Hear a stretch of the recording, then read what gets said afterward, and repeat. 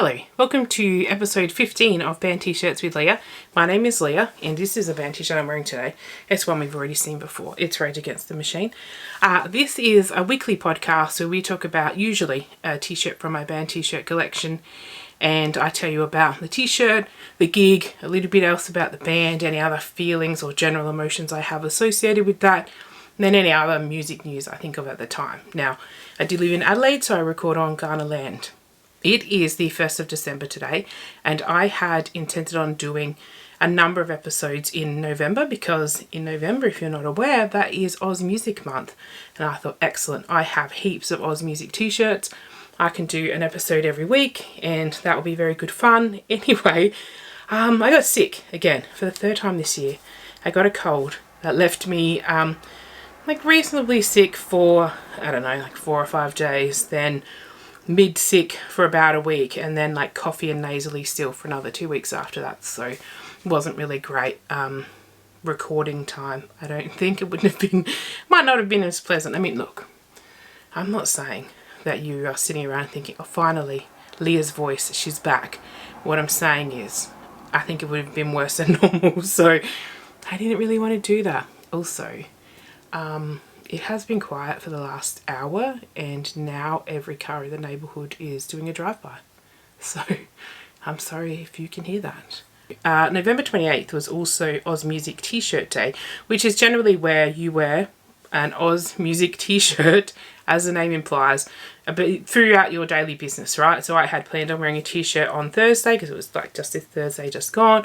I was like, excellent, I'm going to wear a T-shirt anyway.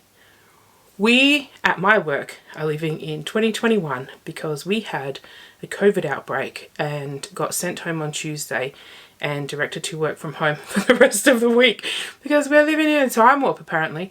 This is what we've used a time machine for, COVID protocols. So I didn't get to wear my, my band t-shirt to work because I didn't go into the office. So anyway, this November just didn't really work out the way that I thought it would. It's probably the short version of that story. But look, you are never going to get long story short with me. You're always going to get short story long. Now, because I am out of practice, I did think, you know what, this episode, it won't be as long as some of the other ones. It will just be a general catch up on concerts that I've either very recently been to or that are coming up, and I'll just fill you in on the kind of the general status of where they're at. So, now, we have talked about how I got a ticket to see Oasis in Edinburgh, and I was very excited and I couldn't believe my luck. And then we've also talked about in another episode how one of the bands I would still like to see is The Verve, and there was a glimmer of hope that I would potentially get to see them because Richard Ashcroft, their singer, is still performing. I just had to quickly check that because even as I was saying it, in my mind I thought, his name's not Richard. It is. I just had a moment of doubt. Richard Ashcroft is still touring, so there's a chance I'd still get to see him. Anyway, guess what? He is the support on the UK and Ireland leg of the Oasis tour. So I'm going to see him too. I tell you, the power of the things that I'm manifesting. Look, I mean, I'm not manifesting everything, but I'm taking Oasis and Richard. I'm taking that as things that I really wanted to happen, and now they're happening. So anyway, that's very good news. All right, I am going to see him. So, more Oasis news. Because, oh man, it's been a while since we talked, but sometime in between, I guess, September and now, they announced a tour of Australia. Now, I was very excited about this, and I registered for the ballot for tickets in Melbourne. You had to answer a question, I think it was about when, I think they were number 1 in the Hottest 100. What was their song? I think it was something like, anyway, it was Wonderful. And you had to register for that ballot and then, you know, cross your fingers and hope for the best. Anyway, I registered for Melbourne. Did not get a code. I was like, you know what? It's fine. You might be able to get one when the regular sale happens. You never know. But my brother, who knew that I wanted to go, secretly registered for the Sydney shows because you had to pick which city you preferred to go to. So he picked the Sydney show without telling me, just because he knew I wanted to go and he wanted to try to double my chances of getting in the ballot. Anyway, he got a code. So that was I couldn't believe it. I was like, how is this? But even still, I didn't know how easily the balloting process would work, because obviously I hadn't been successful in a ballot before. Anyway, I'll tell you how it works. Amazing. It works so easy. I picked the tickets, I think, on the Saturday. No, I think they were doing Friday and Saturday. I picked tickets for the Saturday night and got them. And from the whole thing, from like clicking on the code, waiting room, lobby, selecting tickets, whatever, less than 15 minutes. So for Sydney, I have GA tickets, and I'm hoping that my brother isn't going to be working at that time and he'll be able to come along. And also my friend who was going to come to Liam Gallagher, she was one of the people we were trying to go to see Liam with. She's also going to come. So I was like, I can't believe this. Now I'm going to see him twice. Never seen him at all. Now I'm going to see him twice. And then on the back of that, they announced that they were going to do a third and final show in Melbourne. And because I'd already registered in the ballot, you didn't need to register again. And look, at this point, I didn't really think anything of it, because like now I'm like, hey, you're doing pretty good now. You've got tickets to more than one show. This is amazing. Anyway, I got tickets in that ballot. So I was like, what? Anyway, they are playing at, is it Marvel or the G? Oh, I think it's Marvel, actually.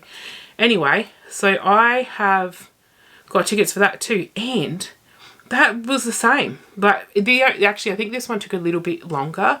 But that was me. That was my indecision. Because my mum's going to watch this. And afterwards, she's going to yell at me and be like, Leah, that's not what I meant. But when I said I was going to Edinburgh, my mum was like, excellent, the tattoo's on. She's like, we're going to Edinburgh. And then I didn't know that's what she was thinking in her mind.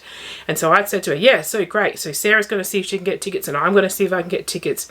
And then she was like, oh, you've already got plans. And then I was like, yeah, I didn't know she wanted to go. She didn't said to me she wanted to see Oasis, so I didn't know. Anyway, then when I got the tickets in Sydney, didn't know how many tickets I'd be able to get and don't know who's going yet, because, it depends a little bit on my brother's availability. But this one I was like, getting tickets and I'm getting seats so that my mum can definitely come, and I joke to her and say, I finally took the hint, all right, I got your ticket, we're going. But look, my mum loves live music, and she installed a real love of music in me when I was from a young age. She was very supportive of the things that I liked. Like, look, I was very obsessed with Jimi Hendrix when I was, I don't know, like probably between 11 and 13, because I was an aspiring guitarist, and like all aspiring guitarists, I loved Jimi Hendrix. And my mum was like, here's a Jimi Hendrix album. Oh, there's a Jimi Hendrix exhibition I saw was on it somewhere. My mum was like, all right, well, we're going to that. And so my mum takes the afternoon off work to take me to that, right? She's always been very indulgent of the things that I've had an interest in. So even though I like to joke to her that, that I took the hint, all right, it's not really that. I was lucky enough to be able to get tickets, and I was like, excellent, we'll get seats here. Then she can come and we can have a very good time. My friend Sarah, who I'm going to Edinburgh with, she's also coming to Melbourne as well. And the only reason those tickets took 15 minutes to get is because I digged around trying to figure out where I should sit. Like this side or this side, this bit or this bit. Anyway, I picked what I thought is, and actually the advice I gave other people who were looking for tickets at Marvel for a different show, go just before the midpoint, because you don't want to be too close to the stage. I'm doing it like this here, which is unhelpful. If this is the oval, so this is the long points of the oval, and the stage is here, and it will come across the oval, right? It won't be like in the stands. It will come across the oval. You don't want to be too close to that. Even though being closer seems better, you're going to have a slightly obstructed view of whatever's happening here if you're on this side, or here if you're on that side. So you want to be about midway down, also because then you're not really on an angle. When you're looking, it's a very mild angle. Anyway, that's the advice I gave, and that's the advice I took for myself. So we have tickets to Melbourne. Now, I'm like, again, three shows I've got tickets to. And, whenever anybody finds out you're going, they're like, well, if they make it, which I know they think is very funny, but also, shut up, okay? I know that Liam Gallagher has seen that meme from Peaky Blinders where it's like, It's either like their mum or the tour manager or the tour promoter, and he's like the Cillian Murphy character. He's like, no fighting, no fighting, no fighting, no fucking fighting, right? He's seen it because he's like, haha, good one, or something like that. Anyway, so it's everyone, it's going to work out. Everyone is going to get to see them in all of the shows, and let's just keep our little funny jokes to ourselves, okay? Thank you. Alright, so also about maybe 2 months ago now, I think. Who knows? Time is crazy at this time of year, isn't it? Like, it's a rapid. Anyway, at some point, not that long ago, Korn announced that they were going to do a sideshow in Adelaide. So they are in Australia doing the Good Things tour, part of that festival, and they announced a single sideshow in Adelaide. And I was like, what? I can't believe this is happening, because I just been thinking about Korn not that long ago. I was one of the girls that I used to work with. Like, we'd always joke about like how you know, that people just couldn't understand the chokehold that Jonathan had on people when he'd be doing that. You know exactly what I mean, the Jonathan noises type of things. You can't understand it. It doesn't make sense. If you read the lyrics, if you weren't, I don't know, you just wouldn't get it. But anyway, it made sense, and it still makes sense, but I can't explain how or why it does. Anyway, so that also sold out pretty quickly too, which is very good and also kind of unusual in Adelaide. Adelaide can be difficult in terms of touring. People don't always rush to get tickets because there's this idea that like, oh, it's fine, I can get them on the night, or I can get them in the week leading up to it. Which means though that sometimes people won't come here, because what they want to do ideally is and make the announcement, sell out, pocket that money, put it somewhere, earn money off of that money, then pay the artist, do all the other things they got to do. But that doesn't always work in Adelaide because we are slow in purchasing tickets. Anyway, that one went very quick, and I think it's because people couldn't believe they were coming, and also because there was a sense of urgency with it. It's not like they're coming next year or in 10 months' time. It's like, they're going to be here in less than 2 months, guys. It's now or never. Anyway, so I have GA tickets to see Korn. Not long after that, Metallica announced that they're going to be here as well. They're coming next year though. They're not coming this year. I mean, Korn is on Wednesday, so Metallica are not going to be here until really long next year. So I was like, man, and when I first saw it, I thought they were playing in only Melbourne, Sydney and Brisbane or something like that. But that's because that's the first announcement I saw. It only had like 2 or 3 cities on it. And I was like, oh man, I've already got a bit of leave booked for next year. I don't think I can go into state to watch a band, right? But I think it's just because there's either, maybe it's a different ticket seller or something, because they are coming to Adelaide. So I have also got tickets to see them at Adelaide Oval, which is it's pretty exciting, right? Because I love an outdoor gig. I love being in the elements when you're watching something. There's something different about the sound too, but it's also the light is different, I guess, because you can't really control it. It's just a different feeling outside. So I got tickets to that. Now for that show we are in GA2, and that is because I didn't want to pay more than $300 for a ticket. So I was like, no, you know what, GA2 is fine. That's really good. The sound, look, and this is the truth in what I've told other people who are sitting in different spots. The sound is going to be good everywhere. You know, it's really just about your personal preference, how you like to watch a show, like what the vibe and the energy is that you like. But the sound is going to be good everywhere, and they're going to still put on a great show, right? They've been touring for a very long time. They know each other very well.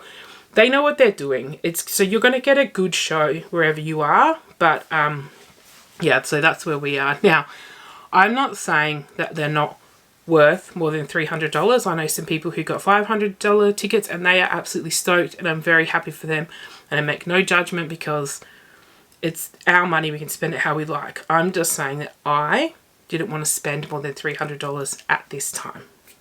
Now, she had then also, this was maybe only 2 weeks ago, I'm going to say in the last 2 weeks, they announced that they are doing their final farewell tour. I mean, well, that was so stupid. Of course it's the final farewell tour. It's it was either the final tour or their farewell tour. Either way, it's their last tour. And whilst that is sad, I'm very glad that they're actually doing a tour and not just saying goodbye in a Facebook post or something. So that's very exciting, because I have seen them many times, but I haven't seen them for a while. So I'm really looking forward to that. I think I realised at the time and then like just pushed it out of my mind because I didn't want to think about it. But then I just was looking it up again when I was thinking about this episode.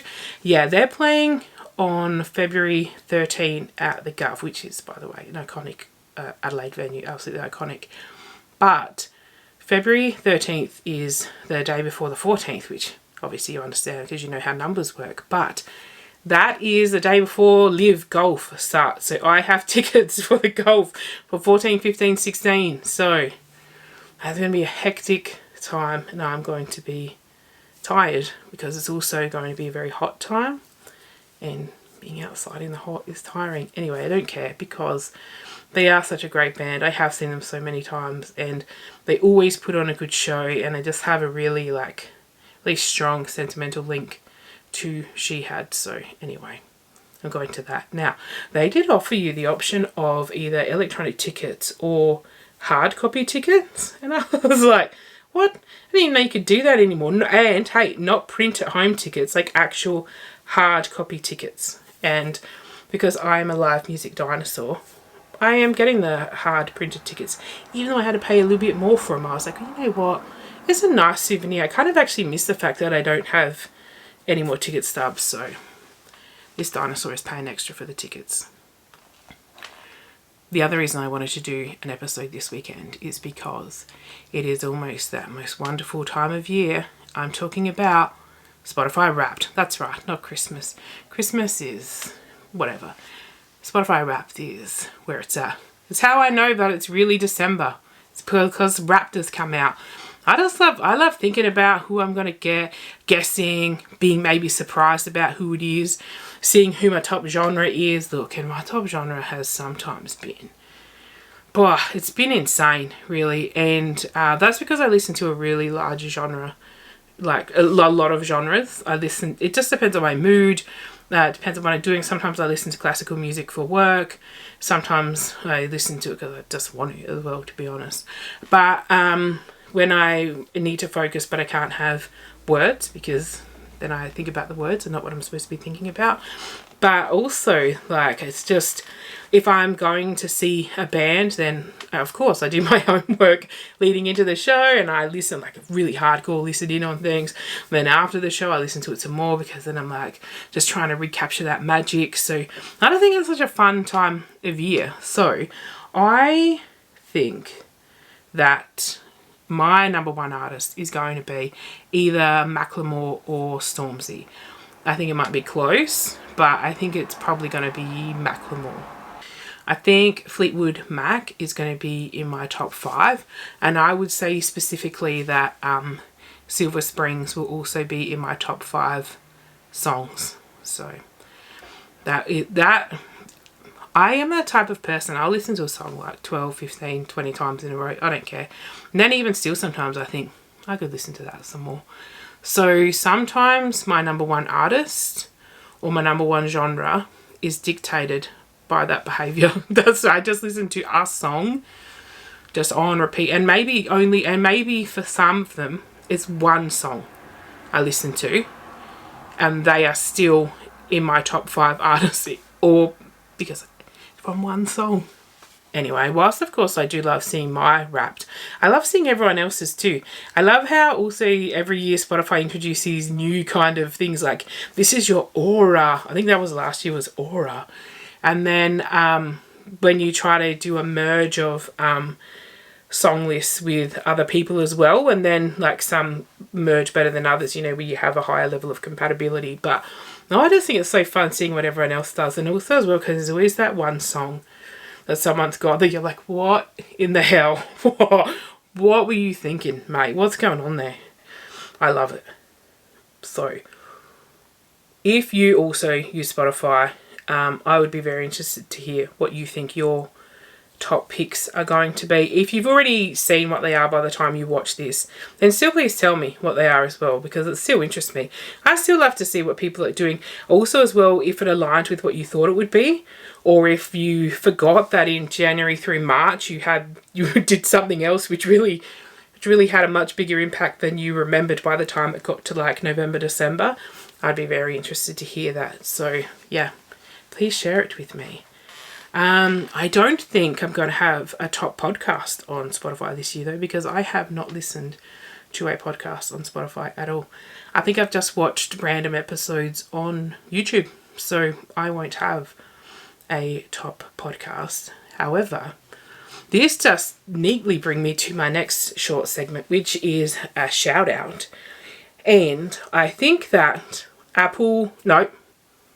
YouTube Music have done their equivalent of Wrapped already, because my friend Kendall sent me a screenshot of her #1 podcast, which is this. Isn't that so nice? I couldn't believe it. I thought it was so nice. Like, I know that some of my friends are watching and they'll check in with me, like sometimes in the comments, but also just offline, like in Messenger and stuff. And it's really nice, but this is very humbling and very touching to be someone's #1 choice though. How good is that? Anyway, thank you, Kendall. Absolute shout out. Love you. And also, Kendall has agreed to be in an episode coming up soon. So that is also very exciting, because now we've talked about her a couple of times actually, because we have been to a few gigs together. So it'll be interesting to hear, her experience. Actually, we went to a big day out together as well. But also, she has seen heaps of other really different types of bands to me. So I just like to hear about it, to be honest. So I'm just very glad that she's agreed to be a guest as well. Anyway, sorry about that. I just had to put my hair up because it's gotten a lot longer. I don't know if you know that, but since I started doing this at the start of the season, it's gotten quite a bit longer. Anyway, so I still thought I'd do at least a couple of regular segments, and one of those is a band that I wish I'd seen, and the band this week is The Herd. I think a criminally underrated Australian hip hop act. I can't believe I only said hip hop. Jesus Christ. I just love that they're so Australian, right? They're so Australian in their language, like the way that they sound, but also the words that they use, and then the subjects that they include in their music. They're very Australian. And it's nice to hear that, even though I listen to music from all over the world, it's nice to get something that's really feels like it's yours. And bands like The Herd, because I think sometimes when people sing, their accent is lost a bit, right? You kind of lose it. But rapping is different, I think. So like The Herd, Bliss and Esso, Hilltop Hoods, like Seth Century, all that, they sound still very Australian when they're singing, rapping. You know what I mean. Their first song that I heard many moons ago was Scallops.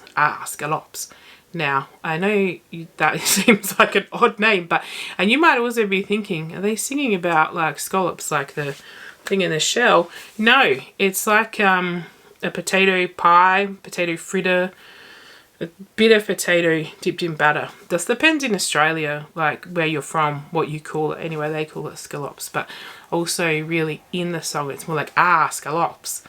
Anyway, it was just such a random song, but just so fun. And I listened to it actually just before this, because I was like, you know what, I haven't listened to that for like a while. I need to give it another crack. Anyway, still good. Still so solid. And also it's so funny to see them like in the film clip, because they're so young. They're just like little babies. Anyway, one of my favourite songs of theirs is Unpredictable. I just think that it is so fun. I like that it's not all in English, and I had to look this up because whilst I was pretty sure some of it was in Mandarin and some was in Spanish, I didn't know what the other language was. Anyway, to check. That's what it said online. I hope that's right. If I'm wrong, you need to understand it's also because I don't speak Czech, so there's no way for me to check it. That was not on purpose. There's no way for me to verify whether that's Czech or not because I don't speak it, so I don't know. But I think it is. Let's just trust the internet this one time. Let's just say the internet is right and not leading us astray. Anyway, I think it's such a fun song, and I love the bit in the intro where it's in Mandarin, and then it's like the hip hop band, the Herd. That's the way they say it. I just love it. Anyway, I think it's such a fun song again. Like, scallops. It's just very fun. Now, it may seem then that, in a sense, that the Herd are a kind of lightweight, fun band, and they are. But they're not only that. They are really politically heavy in really most of their songs. So they have a very strong political tone. So 77% is a song that is about the Tampa affair, which was an absolute disgusting blight on Australian history that apparently 77% of Australians agreed with at the time, which is gross but not unexpected. If you live in Australia, then you know that sometimes people have deranged ideas about border control and refugees and, you know, like just really gross ideas about things, which I can't understand. Not because I'm a saint or anything like that, right? But I just feel like, and we've heard a lot of iterations of this thought, that no one puts their child in the sea unless the water is safer than the land, right? And this is the truth. Nobody does that unless they feel like it's their only option. And the other thing is that if something were happening in the country that I lived in and my family looked and saw, we have children in our family, of course, that our priority would be then to get the next generation of our family out of immediate danger. And we would do whatever we had to do that. We'd sell everything we had. We would put them in the safest situation we could to ensure, at the very least, the next generation of our family was safe. And the idea that some people were like, nope, you've got to wait your turn, you've got to go through due process, you can't queue jump. You're like, first of all, what is the fucking queue anyway? But like that, you have to wait your turn. It's so bonkers to me, because I just feel like if that was you, you wouldn't feel like that. You know you wouldn't. And if you say that you would go through due process and you would do the right thing and all of that garbage, you're a liar. You're a liar, because you would not. No one would. If you had the means to do something, you would. Anyway, that's a little bit off. That's a little bit off topic. But 77% is such a good song though. Because, you know, it takes his samples from media at the start of the song, and then talks about like really their disgust and how we got to that position, and then how people are seeming to just be accepting of it because it's like, well, we got to protect our borders, whatever. Anyway, and then as well you've got like their cover of I Was Only 19, which was really a Vietnam veteran anthem that at the time that it was recorded originally was talking about you know, it was really shining a light on the issues that veterans had when they returned from active service to Australia, what that experience might be like. And that at the time, Australian service, at that time, servicemen, I would say, mostly servicemen, maybe some servicewomen, were not receiving adequate support or care when they returned. And when they did this, it was a time when, you know, we were also sending other servicemen and women to places of conflict, and then what was happening when they came back. And this is a continuing theme, right? Veterans affairs in this country, like in a lot of other apparently developed countries, is pretty shit. Like, we didn't really do much to support them when they come home. We don't really think about the totality of the person. Maybe it's like, well, they're physically okay. It's like, yeah, but are they mentally okay? That's also equally important. Anyway, we still don't do that, so isn't that a good thing to think about? Anyway, then I have this memory that I got to a big day out later than I'd planned to. I know, if you know me, shocker. And I got into the tent that they were in, and it was right towards the end of their set, and they were playing I Was Only 19 with John Schumann with them, right? And I remember thinking, oh, it's the Herd, and running in there and hearing it, and then hearing that he performed with them, because he did the the last verse, which is actually a repeat of the first verse of the original version of that, but he does it with an acoustic guitar. Now, I have a memory of this experience. I remember the emotional impact of it, but I cannot find any record of it anywhere. And so I don't know if I imagined it now, because I'm like, surely not. Surely it's real. But why is there no record of it anyway? If you saw The Herd at a big day out, and they did I Was Only 19 with John Schumann, please tell me, because I feel like I know it's real, but a little part of me is wondering if it's real or if I just made it up. Anyway, that's why they're suing this. So I want to see one, because I didn't see the whole set. Like, I only saw a little bit of it. Their music covers a really broad spectrum of political things. Obviously, that Veterans Affairs, but they also talk about refugees, other conflict in other parts of the world, socioeconomic gaps in terms of, Australian living, wage disparity between men and women. So it's quite broad, right? That's not everything, that's just a few things, right? And there's a line in The King is Dead where Ozi Batla says that you can't be bipartisan when you're an artist. And I feel like that's something they really very strongly believe, because that's how they act, and that's how they perform, and that's how they use their platform. But the other reason I did want to do this episode is because I wanted to talk about this song that I've had on pretty high rotation recently. I know that we usually call this like a new song on high rotation. This isn't new, but it's been a while since I did an episode. So let's just say newish, new enough. And it is Soul of My Soul, featuring Serene, Mo and Big Rigs. And this is a Herd song, which is what originally got me back into a Herd, like really full on Herd zone, to be honest. So I'm going to include a link to this below, and that's because if you haven't heard the song, I think you should definitely listen to it, and you should watch the film clip. The other reason is because I'm reading this because I don't want to get it wrong. All streaming royalties go to Olive Kids. Now, Olive Kids is an Australian foundation dedicated to support the children of Palestine, which is, look, obviously, those kids need a lot of help.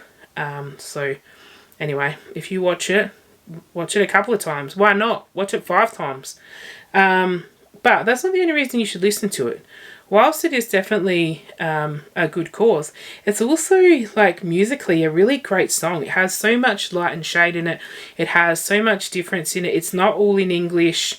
It is, it has, it doesn't sound like a typical Herd song, even though Earth Boy is the one of the primary performers, but it has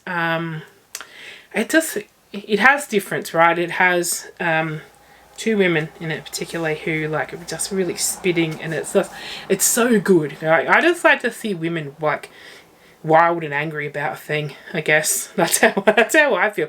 Also, it's absolutely a thing to be wild and angry about.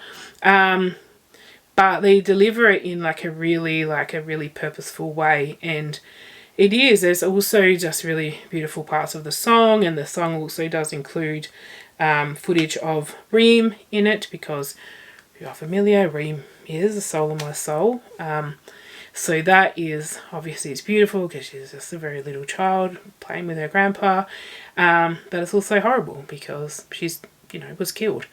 So anyway, it is a great song musically. It is also a powerful song, and I recommend watching it at least a few times to contribute to the royalties, but also because you'll probably like it. And if you don't like it, listen to it until you do, I guess. That's my advice. What's next? Now, Eva and I did go to Hosier about 2 weeks ago, and we also went to Carnival about 4 months ago. So we are going to do another episode together, and we're going to talk about Carnival and Hosier. So that is going to be coming up soon. As I said, we've also got an episode with Kendall at some point. Now, this isn't just a random mess I've left here, even though that's what it looks like. This is some t-shirts, some band t-shirts I just pulled out. You know, have a quick look at. And if you want to do any of these, right, you don't have to. This isn't all of them, by the way. This is just a few that I picked off the top, and you can just, if any of these catch your interest, you want to have a look at them, then let me know. Alright, this is 28 Days. This would have been a good one for Oz Music Month. This one is, first of all, it's a brown t-shirt. I don't know why it's brown. But anyway, on the back it has 28 Days of Fucked Off. If you know 28 Days, you know what that's about. This one is a Blink-182 t-shirt. Yes, the one that I talked about in the episode with Eva. This is a singlet for a very niche, small Australian band, actually. The King of the North. Yes, they do a bit from Game of Thrones. This one, which is actually one of the softest t-shirts I've ever owned. Bush. And, who have we got here? Chris Cornell. The Solo Tour. That's one. Oh, whoopsie. Hosier. Well, we're definitely doing that one, so you don't need to vote for that one. We've only got 2 more. And, what's this one? Jane's Addiction. That's one we can do. And the final one, which is, Pacifier. So, you know what? You don't need to vote for this one because we'll definitely do this after I see them in February, because if you don't know this, She Had renamed themselves Pacifier for a period of time before returning to She Had. So, we will definitely do a She Had episode after the farewell tour. Anyway, so please vote for any of those. If you know of any other t-shirts that you know I have, you can also just tell me you want to do those. Anyway, I said this was going to be a shorter episode. I think I absolutely lied. I think there was quite a bit of yammering going on in there. Sorry. Also, I already told you, I'm short story long. Anyway, thanks for joining me so far this year, if this is not your first episode. Thank you for joining me for this episode, if this is your first episode. Thank you, Kendall, for being, I'm going to assume my #1 watcher, because you have the stats to back it up. Anyway, so thanks for joining me on Band T-Shirts with Leah. This is a band t-shirt. This is Leah. This is goodbye. Bye.